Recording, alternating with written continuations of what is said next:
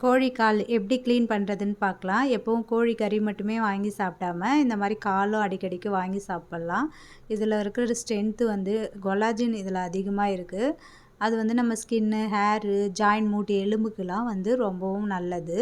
இது எப்படி க்ளீன் பண்ணணும்னா, சுடுதண்ணி கொதிக்க வைக்கணும்னு அவசியம் இல்ல. சூடானா போதும். அதில கல்லுப்பு, மஞ்சத்தூளு சேர்த்துட்டு, நம்ம வாங்கிட்டு வந்து வச்சிருக்கிற கோழி காலையும் சேர்த்து ஒரு 5 நிமிஷம் விட்டு எடுத்து, அது மேலே இருக்கிற எல்லோ தோல மட்டும் உரிச்சு எடுக்கணும்.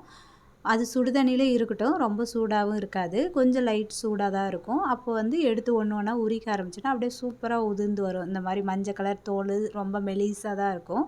உரிச்சு எடுக்கும்போது சூப்பரா அப்படியே வந்துடும். அந்த கால் கீழ இருக்கிற நகத்தெல்லாம் வந்து கடையிலே நல்லா ஒட்ட கட் பண்ணி வாங்கிக்கோங்க. இல்லன்னா நம்ம கட் பண்ணிக்கணும். அதெல்லாம் பார்த்து நல்லா க்ளீன் பண்ணி எடுத்துக்கணும். நான் 2, 3 வாஷ் நல்ல தண்ணீலயும் வாஷ் பண்ணி எடுத்துக்கிட்டேன். இத வந்து ஃப்ரை பண்ணி சாப்பிடுறத விட கிரேவியாவோ, சூப்போ இல்ல குழம்போ வச்சு சாப்பிட்டா ரொம்ப நல்லது.